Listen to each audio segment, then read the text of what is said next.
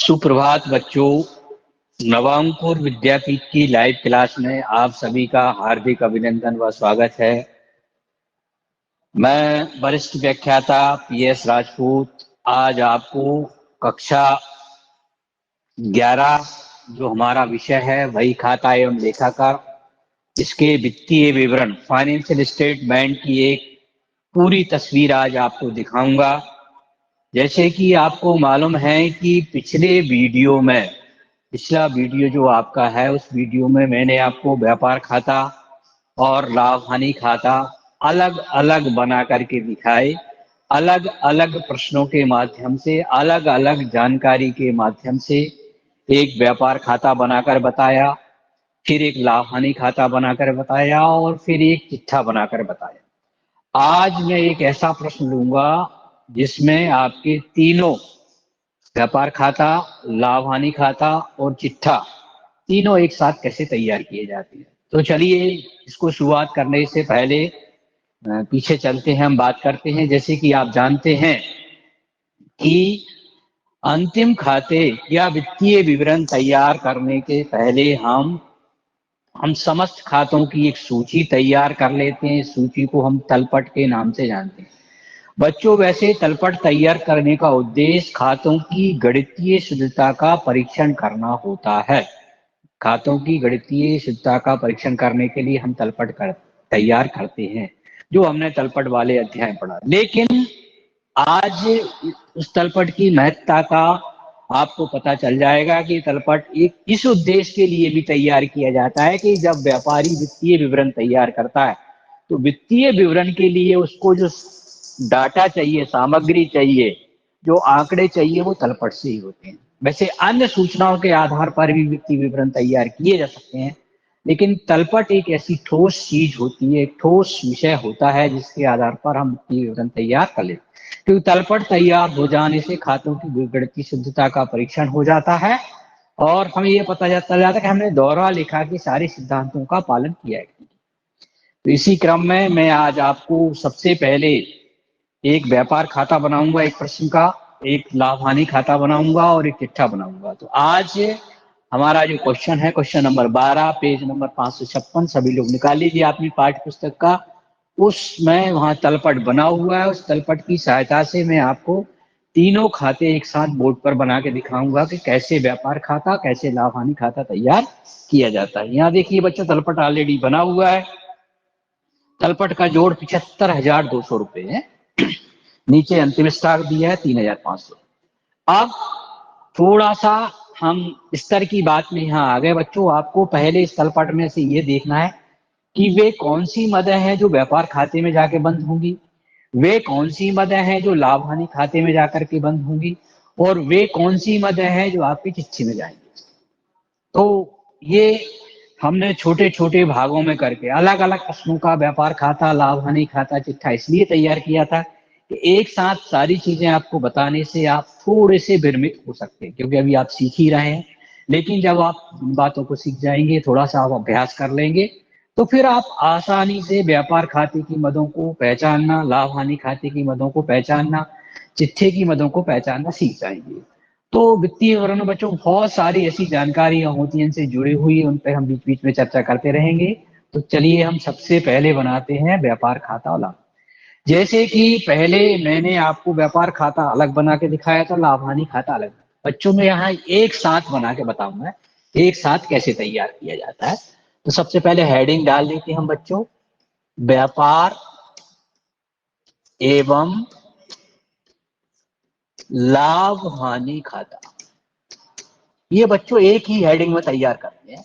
लाभ अलग अलग भी कर सकते हैं तैयार, इसमें कोई दिक्कत नहीं है। व्यापार खाता अलग बना लीजिए, लाभ हानि, बट यहाँ हम व्यापार और लाभ हानि खाता एक ही फॉर्मेट में तैयार करेंगे। डेट डालेंगे, डेट इसमें ऊपर दी है बच्चों, 31 मार्च 2017 को समाप्त होने वाले वर्ष के लिए, समाप्त होने वाले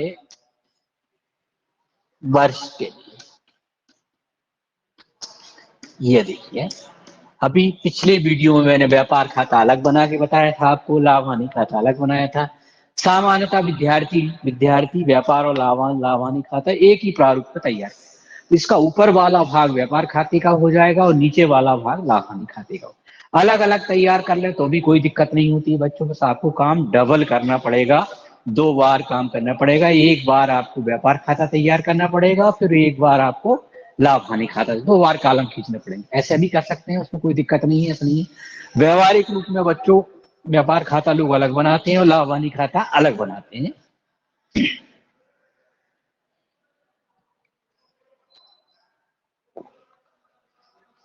कॉलम खींच लेते हैं। सबसे पहले हेडिंग कॉलम देखते हैं। जैसे कि आप जानते हैं इसमें 4 कॉलम होते हैं, विवरण, रकम, विवरण और रकम। ये इसका क्रेडिट पक्ष होता है, ये बच्चों इसका डेबिट पक्ष होता है। ये खाते हैं। विवरण या पर्टिकुलर इंग्लिश में लिखना है तो इंग्लिश में भी कर सकते हैं आप। अमाउंट, रकम, विवरण, पर्टिकुलर और रकम। ये निश्चित फॉर्मेट बना लें। ये ऊपर का हिस्सा, आधा भाग इसका व्यापार खाता कहलाएगा और आधा लाभ हानि खाता कहलाएगा। एक साथ कैसे तैयार, यहाँ हम 2y का इस्तेमाल करेंगे, यहाँ 2 और इधर y। जैसे कि आप जानते हैं कि इसकी जो शुरुआत होती है प्रारंभिक स्टॉक से होती है, तो बच्चों इस प्रश्न में प्रारंभिक स्टॉक नहीं दिया है तो हम नहीं लिखेंगे।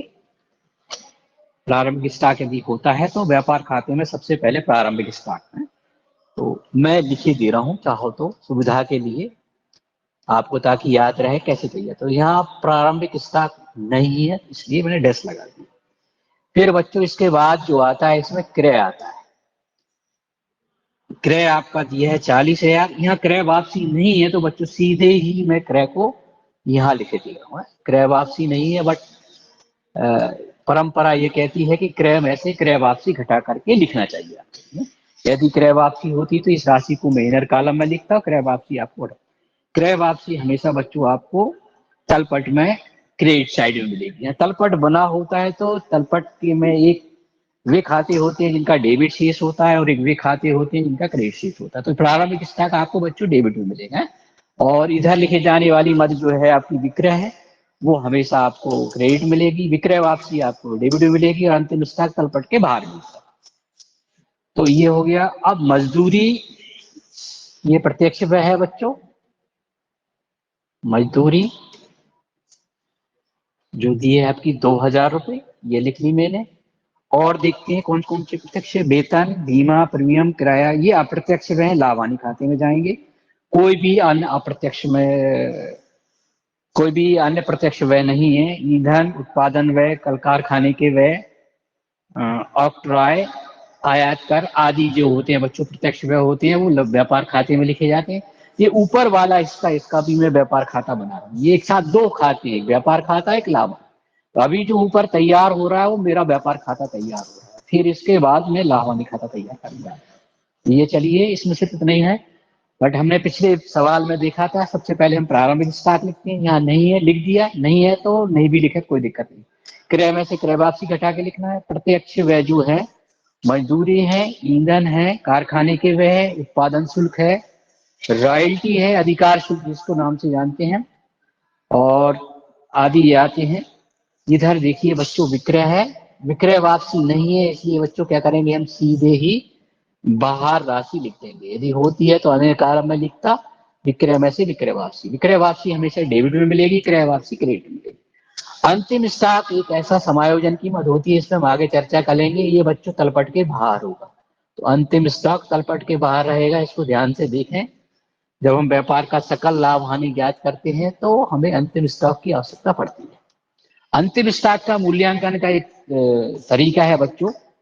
अंतिम स्टॉक हमेशा लागत मूल्य और बाजार मूल्य में से जो कम हो। कई बार प्रश्नों में ऐसा 2 मूल्य दिए रहते हैं अंतिम स्टॉक के, एक लागत मूल्य होता है और एक बाजार मूल्य होता है। तो इन दोनों में से जो कम होता है वो लिखा जाता है। बट यहाँ एक ही मूल्य दिया है तो हम ये मानते हैं ये सबसे कम मूल्य। बस इतनी ही मद है। ये व्यापार खाता हो गया छोटा सा। अब पिछले प्रश्नों में यहाँ विक्रय वापसी और थी, घटा दिया था, क्रय वापसी थी और 1-2 व्यय और थे। तो ये इतना वाला भाग व्यापार है। अब क्या करते हैं, इधर के जोड़ लगाते हैं और इधर का तो यहाँ सकल लाभ आ रहा है, ये सकल लाभ कहलाएगा। सकल लाभ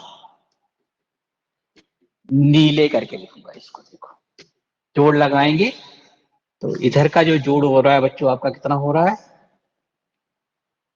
यहाँ का जो जोड़ हो रहा है वो 53,500 हो रहा है। क्रेडिट साइड का जोड़ है 53,500 और डेबिट साइड का जोड़ है 42,000। इसको हम घटा देंगे, ये हमारा सकल लाभ आ जाएगा। व्यापार खाता बनाने का उद्देश्य जो होता है बच्चों 11,500 रुपये जो है आपका सकल लाभ आ गया। इस सकल लाभ को मैं यहाँ लिखूंगा 11,500, शेष आ गया और पुनः इसका जोड़। तो ये इतना ऊपर वाला भाग जो है बच्चों आपका व्यापार खाता है। अब यहां से लाभ हानि खाता शुरू। तो जैसे आप जानते हैं लाभ हानि खाते की शुरुआत सकल लाभ या हानि से होती है। सकल यदि लाभ है तो इसको क्रेडिट साइड में लिखेंगे और हानि है तो डेबिट साइड में। तो ऊपर वाला भाग व्यापार खाता कहलाएगा और नीचे वाला भाग लाभ हानि खाता कहलाएगा। एक साथ सामान्यतः व्यापार और लाभ हानि खाता एक ही फॉर्मेट में तैयार, आप अलग अलग तैयार कर लें तो भी कोई दिक्कत नहीं।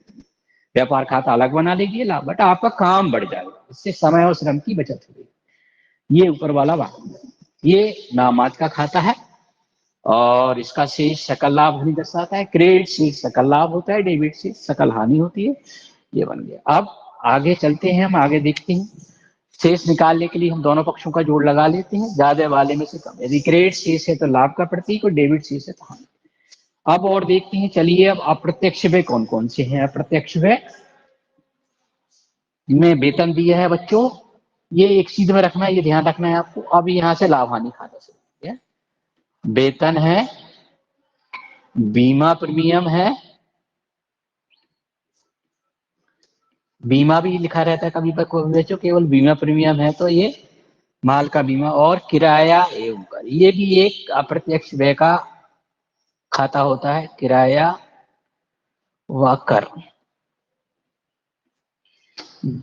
वेतन की राशि बच्चों 8,000 है, ये मैंने लिख ली, और बीमा प्रीमियम आपका 1,000 है और किराया दर 1,200 रुपये। बस तीन ही ये अप्रत्यक्ष व्यय कहलाए। इधर अप्रत्यक्ष आय में बच्चों आपको वर्तन या इसको कमीशन के नाम से भी जानते हैं। कमीशन दिया है हमारा कितना, 7,800। और बट्टा, बट्टा देखिए अब यहाँ क्रेडिट में है इसलिए इसको प्राप्त मानेंगे, आय मानेंगे। तो जैसे मैंने आपको पहले बताया था, कुछ मदें ऐसी होती हैं जो आय की भी होती है और व्यय की भी होती है। तो जब तलपट बन जाता है तो जो मदें यदि क्रेडिट में लिखी है बच्चों तो वो आय की होती है, और जो डेबिट में लिखी है वो व्यय की होती है। या दिया और लिया हुआ लिखाना, जैसे किराया है, बट्टा है, कमीशन है और ब्याज है, ये आय और व्यय दोनों की मदें होती हैं। यदि दे रहे हैं तो व्यय की है, इनको यहाँ लिखना है। वेतन तो बच्चों हमेशा व्यय की मद होती है, इसको में कोई भ्रम नहीं है। ये भी कोई भी इन मदों को लेकर कोई भ्रम यदि है तो कमीशन के लिए है, बट्टे के लिए है, किराए के लिए है और ब्याज के लिए है। तो यदि ये दिया शब्द यूज किया है तो व्यय की मद है, और मिला है तो आय की। जब तलपट नहीं बना, और तलपट यदि बना है तो ये क्रेडिट में है तो आय की मदें होती हैं, और डेबिट में है तो व्यय की मदें होती हैं। और यदि तलपट नहीं बना है तो फिर वहां प्राप्त और दिया शब्द से हम। और मजेदार चीज है, यदि ये तलपट नहीं बना है और केवल जानकारी दी है और वहां कुछ नहीं लिखा है कि दिया है प्राप्त हुआ, तो ऐसी स्थिति में हम इनको व्यय की मदें मान करके लिखा करना चाहिए।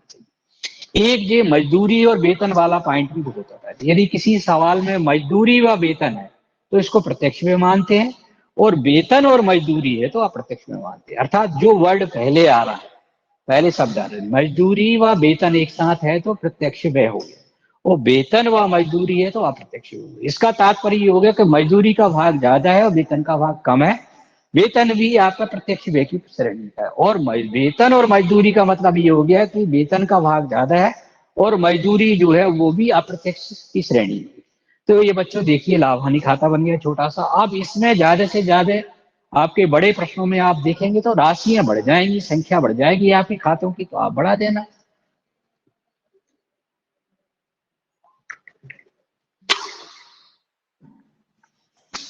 बस जोड़ लगा लेते हैं, ये अप्रत्यक्ष आय कहलाएंगी ये, अप्रत्यक्ष व्यय के नाम से जानते हैं, जिनको हम लाभ हानि खाते के डेबिट में लिखते हैं। चलिए जोड़ लगाओ, इधर का क्रेडिट साइड का जोड़ लगाते हैं हम। क्रेडिट साइड का जोड़ 8 और 5 13 और 4 17 की 0 2 9 10 11 21,700। अब डेबिट साइड का जोड़ लगा लेते हैं। ये 10,200 आ रहा है, 10,200 घटा देंगे 0 0 7 में से 2 गए 5 1 1। ये भी देखो मजेदार चीज बच्चों, दोनों ही आंसर सेम आ रहा है। ये सिर्फ एक संयोग है, हमेशा एक जैसी नहीं होती। संयोग से सकल लाभ भी 11,500 और शुद्ध लाभ भी 11,500, ये केवल संयोगी। ऐसा इसलिए हो गया, देखो व्यय तो हो गए, सकल लाभ में से व्यय तो घटा दिए हम, पर साथ साथ अप्रत्यक्ष आय हो जाने के कारण जो अप्रत्यक्ष आय और अप्रत्यक्ष व्यय है दोनों ही एक बराबर आ रहा है, इसलिए ऐसा हमेशा होता नहीं है, केवल मेरे ख्याल से ये इकलौता ही प्रश्न है। और ये राशि जो बच्चों निकलेगी इसको हम शुद्ध लाभ बोलते हैं, शुद्ध लाभ के नाम से जानते हैं। शुद्ध लाभ को बच्चों हम पूंजी खाते में हस्तांतरित करते हैं, पूंजी खाते में ले गए 11,500 और अब इसके दोनों पक्षों को हम जोड़ करेंगे बराबर। जोड़ हमेशा एक सीध में लगाना चाहिए बच्चों खातों का। 21,700 ये खातों का शेष निकालना बोलते हैं।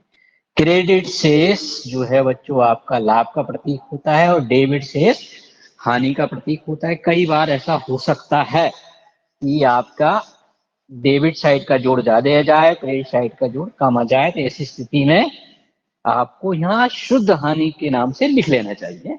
ऐसा भी हो सकता है कि यह सकल लाभ हो, सकल शुद्ध हानि आ जाए। ऐसा भी हो सकता है या सकल हानि हो और यह शुद्ध लाभ हो जाए। तो ये तो राशियों पर निर्भर करता है, बट आपको जानकारी होना चाहिए। अब एक बार इनकी अंतिम प्रविष्टियां भी दोहरा देना चाहता हूं। अंतिम प्रविष्टियां करेंगे तो कैसे करेंगे, देखें अंतिम प्रविष्टियां कैसे की जाती हैं। तो नंबर 1 अंतिम प्रविष्टि इन तीनों के लिए होगी, 1 2 3। जब ये तो राशि है नहीं तो इसको छोड़ देते हैं अपन। व्यापार खाता डेबिट, ये ऊपर वाला हिस्सा बच्चों व्यापार खाता कहलाता है और नीचे वाला हिस्सा लाभ हानि खाता कहलाता है। एक साथ बनाते हैं, जैसे अभी मैंने पहले भी दोहराया था कि इसको अलग अलग बनाना है तो अलग अलग बनाएंगे आप, तो आपको 2 बार काम करना पड़ेगा, सीधी सी बात है। तो ऐसा कोई नियम नहीं है कि इनको एक साथ बनाएं या अलग अलग तैयार करें। ऐसा है, एक साथ बनाने से यह है कि एक ही स्थान पर सारा काम हो जाए। प्रविष्टि दोहराते हैं। व्यापार खाता डेबिट टू क्रय खाता 40,000 टू मजदूरी खाता 2,000। उक्त खातों के डेबिट शेष को हम व्यापार खाते में, ये इसका नरेशन होगा। दूसरी प्रविष्टि सिर्फ विक्रय के लिए होगी। तो विक्रय ये है, विक्रय खाता डेबिट होगा 50,000 और व्यापार खाता क्रेडिट होगा 50,000। और तो व्यापार खाते विक्रय खाते को व्यापार खाते में ले गए हैं। यहाँ यदि मान लो बच्चों क्रय वापसी होती, विक्रय वापसी इनके साथ आती है, क्योंकि विक्रय वापसी खाते का जो शेष होता है बच्चों डेबिट होता है, क्रय वापसी का शेष जो होता है आपका क्रेडिट होता है। तो ये अलग हुई। इसकी प्रविष्टि बच्चों अलग से ही करते हैं। अंतिम स्टॉक सबसे लास्ट में कैलकुलेट होता है जब हम वित्तीय विवरण तैयार करते हैं। तो अंतिम स्टॉक खाता डेबिट होगा और व्यापार खाता क्रेडिट होगा। इसको अंतिम स्टॉक को लाभ हिसाब में लेने पर बोलते हैं। अंतिम स्टॉक जब हम हिसाब में लेते थे, तो पहली प्रविष्टि इन दोनों के लिए हो गई, व्यापार खाता डेबिट टू क्रय खाता टू मजदूरी खाता। उक्त खातों के डेबिट शेष को व्यापार, इनको बच्चों बोलते हैं खातों को बंद करना बोला जाता है। जब पूरा हिसाब किताब का काम हो जाता है, पूरा एक वर्ष खत्म हो जाता है, तो बच्चों हम क्या करते हैं, खातों को बंद करते हैं। इसको खातों को बंद करना कहा जाता है। तो देखिए आप देख रहे हो कि यहाँ सारे माल खाते, प्रत्यक्ष व्यय अप्रत्यक्ष व्यय के खाते बंद हुए। ये एक साल भर के लिए खुलते हैं और साल भर में वित्तीय विवरण में जाकर के बंद हो जाते हैं। अगले साल फिर नए सिरे से खुलते हैं। बाकी जो बचे हैं अभी नहीं ले गए, उनके शेष साल दर साल आगे ट्रांसफर होते रहते हैं। ये प्रक्रिया पूरी दोहरा लेखा प्रणाली में चलती है। आपके लिए समझ में आ रहा होगा। तो पहली प्रविष्टि इसके लिए होगी, दूसरी तीसरी इसके लिए होगी। अब एक इसकी देखो, इसकी प्रविष्टि आप देखो एक साथ देख रहे हैं। तो ये व्यापार खाते का डेबिट पक्ष है और ये लाभ हानि खाते का क्रेडिट। तो इसकी एंट्री बच्चों करेंगे तो व्यापार खाता डेबिट टू लाभ हानि खाता लिखेंगे, ऐसा करके व्यापार खाता डेबिट लाभ हानि खाता। यहाँ सकल लाभ लिखा है, तो 2 एंट्री करेंगे तो इसको ऐसे करेंगे। 2 एंट्री करके दिखा देता हूं मैं कैसे करना है। देखो डायरेक्ट एंट्री करेंगे तो कैसे करेंगे, व्यापार खाता डेबिट टू लाभ हानि खाता। अलग अलग करेंगे तो कैसे करेंगे, व्यापार खाता डेबिट 11,500 टू सकल लाभ खाता। एक नया खाता खोल लिया मैंने 11,500 और अब इस खाते को लाभ हानि खाते में ले जाऊंगा, तो सेकेंड एंट्री हो जाएगी मेरी सकल लाभ खाता डेबिट 11,500 टू लाभ हानि खाता, टू लाभ हानि खाता। ये मैंने शुरू में आपको कहा था कि बताऊंगा। तो अब बच्चों यहाँ देखो, यहाँ भी सकल लाभ वर्ड यूज हो, यहाँ भी, तो यहाँ देखो सकल लाभ से सकल लाभ क्रॉस हो गया, यहाँ क्रेडिट था। शॉर्ट में जो एंट्री आपको दिखाई दे रही है वो व्यापार खाता डेबिट दिखाई दे रहा है, व्यापार खाता आपको डेबिट दिखाई दे रहा है। यहाँ पर इन दोनों के यदि हम क्रॉस कर दें, इन दोनों में इसको कॉमन कर दें, इसको हटा दो और इसको हटा दो, तो इन दोनों की जो प्रविष्टि बची वो कौन सी बची, एक तो ये खाता बचा और ये बचा। तो शॉर्टिंग प्रविष्टि करेंगे तो क्या होगा, व्यापार खाता डेबिट टू लाभ हानि खाता, ऐसी एंट्री होती है इसके अंदर। तो इसका डेबिट पक्ष यहाँ आता है और क्रेडिट पक्ष यहाँ आता है, जो मैंने पिछले उसमें भी चर्चा की। आप दो एंट्री करेंगे तो ऐसी करना पड़ेगा, और एक एंट्री करेंगे तो कैसी हो जाएगी इन दोनों की, एक ये क्रेडिट है और डेबिट क्रॉस हो गया, ये तो बचा क्या, व्यापार खाता टू लाभ हानि खाता। ऐसे इसको किया जाता है। तो कुछ लोग इसको ऐसे कर लेते हैं दोनों, कुछ लोग एक करेंगे तो सीधे। तो आपको शॉर्टकट में एंट्री करना है व्यापार खाता डेबिट टू लाभ, बट यहाँ सकल लाभ क्यों लिखा है, इसलिए लिखा है कि ये वास्तविक एंट्री इनकी ऐसी होती है, पूरी एंट्री इसकी ऐसी होती है, बट इसको हम पढ़ेंगे ऐसे। बट जनरल एंट्री की बात करेंगे तो व्यापार खाता डेबिट टू लाभ हानि खाता ही बोलेंगे, इन दोनों की सारांश एंट्री कहलाएगी, समराइज। तो बहुत सारे खाते ऐसे होते हैं इनकी 2 या 3 एंट्री हमें करना पड़ती है, तो वो हमें उसकी वास्तविक एंट्री भी पता होना चाहिए और सारांश रूप भी हमारे सामने पता होना चाहिए। तो बच्चों ये बन गया व्यापार खाता और लाभ हानि खाता और इसकी प्रविष्टि। अब मैं इसकी प्रविष्टि बोल रहा हूँ, इसकी प्रविष्टि सुनिए आप जैसे दिख रहे हैं, अब नीचे वाला हिस्सा लाभ हानि, ये नाम मात्र का खाता, व्यापार खाता और लाभ हानि खाता जो बच्चों होता है वो नाम मात्र का खाता होता है, इसकी एंट्री बोलेंगे। तो ये अब यहाँ ये ऊपर वाला हिस्सा व्यापार खाता कहलाएगा और नीचे वाला हिस्सा आपका लाभ हानि खाता कहलाएगा। तो ये लाभ हानि खाता डेबिट टू वेतन खाता 8,000 टू बीमा प्रीमियम 1,000 टू किराया कर 1,200 रुपए। लाभ हानि खाता डेबिट में जाएंगे आपके कितने, 10,200 टू वेतन 8,000 टू बीमा प्रीमियम 1,000 टू किराया वकर 1,200। उक्त खातों के डेबिट शेष को लाभ हानि खाते में, ये एंट्री हुई। चलो अब इधर आ जाते हैं, ये एंट्री तो यहाँ से आ गई, ये दोनों खाते डेबिट होंगे। बर्तन खाता डेबिट 7,800, बर्तन मतलब कमीशन, बर्तन को बच्चों कमीशन बोलते हैं, वर्तन है ये, और कमीशन अंग्रेजी शब्द है। और वट्टा खाता डेबिट 2,400 टू लाभ हानि खाता 10,200। उक्त खातों के क्रेडिट शेष को लाभ हानि खाते में, ये प्रविष्टि हो गई इसकी। ये अंतिम प्रविष्टियां कर रहा हूं, अंतिम खाते तैयार करने के लिए जो प्रविष्टियां की जाती हैं उनको बच्चों अंतिम प्रविष्टियों के नाम से जाने जाते हैं, और जो मुख्य जनरल में होती है। तो ये हो गई, ये हमेशा क्रेडिट शेष रहेंगे। क्रेडिट जब बंद करते हैं, खातों को बंद करने का नियम होता है बच्चों, कोई खाते का क्रेडिट शेष है तो उस खाते को बंद करने के लिए डेबिट करना पड़ता है। बंद करने का तात्पर्य सामान्यतः ये हो जाता है इसके दोनों पक्षों का योग बराबर करना। तो बराबर कैसे करते हैं, ऐसे किया जाता है। तो ये व्यापार में जितने भी खाते होते हैं जिनका संबंध माल खाते और प्रत्यक्ष वैसे संबंधित होता है, सब व्यापार खाते और लाभ हानि खाते में जाकर बंद हो जाते हैं। अब ये वाली प्रविष्टि देखो, ये वाली प्रविष्टि रह गई आपकी। तो ये लाभ हानि खाता डेबिट होगा, इसकी बच्चों सही प्रविष्टि जो होगी वो करके बता दे रहा हूं। क्या करेंगे, लाभ हानि खाता डेबिट 11,500 टू शुद्ध लाभ खाता है। देखिए ये भी सकल लाभ जैसे शुद्ध लाभ खाता करके दे देते हैं 11,500, ये पहली प्रविष्टि हो गई। अब शुद्ध लाभ को मैं पूंजी खाते में ट्रांसफर करूंगा, तो शुद्ध लाभ खाता डेबिट 11,500 टू पूंजी खाता हो जाता है। वास्तविक एंट्री बच्चों इसकी ऐसी है, ये वास्तविक एंट्री।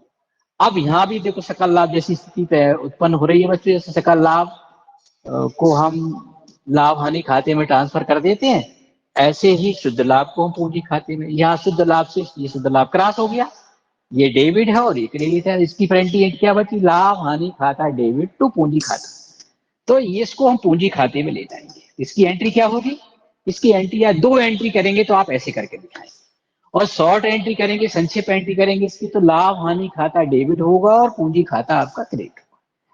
शुद्ध लाभ को पूंजी खाते में लेगा, ये नरेशन इसका होगा। हानि होती तो बच्चों ये इधर आता, यहाँ होता तो फिर ये पूंजी खाता डेबिट हो जाता और लाभ हानि खाता आपका क्रेडिट हो जाता। अब ये पूंजी खाते में कैसे जाता है वो बैलेंस शीट में आपको दिखाऊंगा। ये दोनों एंट्री आपको समझ में आ रही होंगी, शायद ऐसी तैयार करते हैं तो आपको ये ज्ञान होना चाहिए कि वास्तविक इसकी एंट्री क्या है, और इन दोनों को यहाँ छिप जाते हैं दोनों खाते। हमने कॉमन ले लिए, इधर क्रेडिट है और इसको गलत की भाषा में अपन कॉमन लेना कहते हैं। तो दोनों पक्षों में यदि एक जैसे खाते हैं तो उनको कैसे समराइज करके उसको लिखा जाता है। तो शॉर्ट एंट्री इसकी क्या बची, लाभ हानि खाता डेबिट टू पूंजी, ये क्रेडिट था और ये डेबिट था, क्रॉस हो गया। चलिए अब हम बनाते हैं बच्चों, बैलेंस शीट बना के बताते हैं। पूरी वित्तीय विवरण के अंतर्गत, वित्तीय इन्हीं को वित्तीय विवरण बोलते हैं, वित्तीय विवरण। ये ध्यान रखना है, ये एक दोनों खाते हैं, व्यापार खाता और लाभ हानि खाता। चिट्ठा खाता नहीं होता, ये खातों का एक विवरण होता है। तो आपने जैसे देखा तालपट में बहुत सारे खाते देखे, तो ये खाते सारे खाते व्यापार खाते और लाभ हानि खाते में जाकर के बंद हो गए। अब बाकी जो बचे बैलेंस जो बचे बाकी का, उनको हम एक शीट पे लिख रहे हैं, इसलिए वो बैलेंस शीट हो गई है। बैलेंस शीट का तात्पर्य है कि शेष जो खाते बचे हैं जो किसी खाते में जाकर बंद नहीं हुए, अर्थात साल दर साल ट्रांसफर होना है, तो ऐसे खातों को हम क्या करेंगे, उनकी एक सूची तैयार कर लेते हैं। वो सूची हमारी बैलेंस शीट के नाम से जानी है। चलिए बैलेंस शीट कैसे तैयार, बैलेंस शीट को बच्चों चिट्ठा बोलते हैं, तुलन पत्र, चिट्ठा या बैलेंस शीट के नाम। इंग्लिश में लिखना है तो बैलेंस शीट लिख लीजिए, बैलेंस शीट बना लीजिए, इसी को बैलेंस शीट। अब शुरू में आपको पढ़ाया जाता था लेकिन आपको उतना ज्ञान नहीं होता था, सिर्फ बताया जाता था। अब पूरा पाठ्यक्रम हो जाने के बाद पता चलता है कि बैलेंस शीट वास्तव में होती है। इसमें ध्यान रखना है डेबिट क्रेडिट पक्ष नहीं होते। ये बच्चे जो बाईं ओर का भाग है इसको दायित्व बोलते हैं, जो लेखांकन समीकरण में हमने पढ़ा था। और ये संपत्ति या परिसंपत्तियां भी बोल सकते हैं, संपत्ति भी लिख सकते हैं। इसमें डेबिट क्रेडिट नहीं लिखना है, आपको ध्यान रखना है। ये खाता नहीं है, ये दो खाते हैं। वित्तीय विवरण में दो खाते और एक विवरण शामिल, ऐसा बोलते हैं। दो खाते, व्यापार खाता और लाभ, एक साथ इसको बोले तो व्यापार एवं लाभ, अलग अलग बोले तो ये व्यापार खाता है या लाभ। अब चिट्ठा है, देखिए अब जो मदे होंगे, एक बात और है बच्चों मजेदार, ये सब वित्तीय विवरण तैयार करते समय हम मदों को, पूरी मदों को दो भागों में बांटते हैं। एक पूंजीगत मदें होती है और ये आगमगत। आगमगत मदें जो होती है इनका संबंध सीधा व्यापार संचालन से होता है। ये व्यापार संचालन के लिए जितने भी खर्चे, प्राप्ति और भुगतान होती है, ये सब आगमगत मद। वित्तीय विवरण तैयार करने के हिसाब से मदों को हमें दो भागों में बांटना, ये थोड़ा सा कठिन काम होता है। कोई मद आगमगत होगी नहीं होगी ये व्यापार की नेचर पर निर्भर करता है। जरूरी नहीं है कि जो मैंने बोर्ड पर लिख दी है हमेशा आगमगत है। ये उसके खर्च होने के स्वभाव पर निर्भर करती है कि कौन सी मद हमेशा आगमगत होगी। बट आपकी जो व्यापार खाते और लाभ हानि खाते में जो मदें लिखी है वो सब आपकी आगमगत मदें ही है, आगमगत के नाम से इनको जाना जाता है।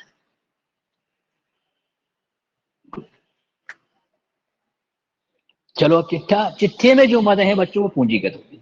पूंजीगत मदों को हम चिट्ठे में लिखते हैं। आगमगत पूंजीगत में यदि हमने भेद करने में थोड़ी सी भी त्रुटि कर दी तो व्यापार का परिणाम आपका चेंज हो जाएगा। देखिए कैसे तैयार करते हैं। तो चिट्ठा तैयार करने के दो तरीके होते हैं, एक स्थिरता का क्रम होता है और एक तरलता का क्रम होता है। स्थिरता का क्रम और तरलता के क्रम में देखते हैं अपने। स्थिरता के क्रम में कैसे, मैं स्थिरता के क्रम में बनाऊंगा। स्थिरता के क्रम में चिट्ठा जब तैयार करते हैं बच्चों तो सबसे पहले पूंजी लिखी जाती है। प्रश्न के हिसाब से पूंजी आपकी 15,000 रुपए है और इसमें हम शुद्ध लाभ को जोड़ते हैं बच्चों, जो लाभ हानि खाते हैं। शुद्ध हानि होती है तो घटाते हैं, जैसे शुरू में आपको पढ़ाया था कि लाभ होने पर पूंजी बढ़ती है और हानि होने पर घटती है। कैसे घटती है, तो ये आपका हो गया 26,500 रुपए है। अब यदि बच्चों आहरण होता है तो आहरण को भी घटा देते हैं, तो ये तो सीधे इसको बाहर देते हैं। पूंजी में शुद्ध लाभ जोड़ते हैं और शुद्ध हानि को घटाते हैं। चलिए फिर लेनदार यदि होती हैं तो क्रेडिट में, इस साइड बच्चों और कोई सी मद है नहीं, लेनदार देय पत्र आदि इधर लिखे जाते हैं। ये स्थिरता का क्रम है। अब यहाँ सबसे पहले भवन लिखूंगा बच्चों में। भवन जो है आपका कितना है, 18,000 का है। और फर्नीचर, ये संपत्तियां होती हैं, ये पूंजीगत मदें हैं, 5,000। मशीन यंत्र ये होते तो ये ध्यान आ जाते। और इसके बाद बच्चों आता है आपका अंतिम स्टॉक आता है। इनका एक निश्चित क्रम होता है, इस क्रम में मैं लिख रहा हूँ, उसी क्रम में आपको लिखना है। ये हमेशा बच्चों तलपट के बाहर मिलेगा। फिर देखिए, यदि देनदार हैं, प्राप्य पत्र हैं, तो वो है रोकड़ है, तो वो लिखे जाते हैं। और कोई मद इसमें है नहीं है, प्रश्न के हिसाब से बस होते हैं। रोकड़ होती है तो सबसे लास्ट में रोकड़ को लिखा जाता है। ये सारी मदें पूंजीगत मदें कहलाएंगी। बस ये चिट्ठा तैयार हो गया। चिट्ठा तैयार हो जाने के बाद इसके हम दोनों पक्षों का जोड़ लगा लेते हैं। दोनों पक्षों का जोड़ देखते हैं कितना आता है। इधर का जोड़ कितना आ रहा है, उधर का जोड़ कितना आ रहा है, दोनों पक्षों का। यहाँ तो इस साइड एक ही मद है केवल, तो एक ही मद है, तो ये 26,500 हो गया। और 18 और 5 23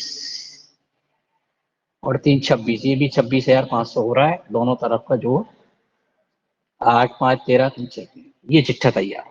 अब इस साइड कौन कौन सी और मदद होती है, लेनदार होती हैं, देय पत्र होते हैं, बैंक अधिविकर्ष होता है, ये और आगे बताऊंगा कौन कौन सी। और उधर भी बहुत सारी संपत्तियां हो सकती हैं, लास्ट में रोकड़ और बैंक रोकड़ आ जाती है। ये स्थिरता के क्रम में बना है। स्थिरता का क्रम मतलब वह दायित्व पहले जो सबसे लास्ट में भुगतान होगा, और वह दायित्व सबसे आखिरी में जिसका सबसे पहले भुगतान। संपत्तियां वे संपत्तियां पहले जिनको रोकड़ में सबसे बाद में बदला जाएगा, और वह संपत्ति पहले आखिरी में लिखी जाएगी जो सबसे पहले रोकड़ में। ये आपका चिट्ठा। चिट्ठा बच्चों हमेशा तारीख विशेष को बनता है, तो यहाँ तारीख लिख लेते हैं हम, 31 मार्च 2017 को।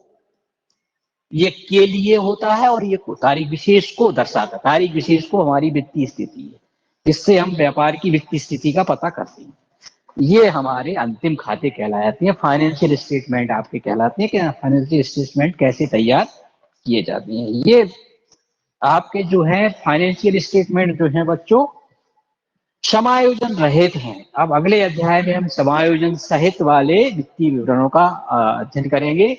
उनको बताने से पहले मैं आपको विभिन्न समायोजनों पर चर्चा करूंगा आज के लिए। तो इस तरह से आपकी किताब में बहुत सारे प्रश्न दिए हैं, तो आप बच्चों एक साथ व्यापार खाता, लाभ हानि खाता, चिट्ठा बनाने का अभ्यास करें।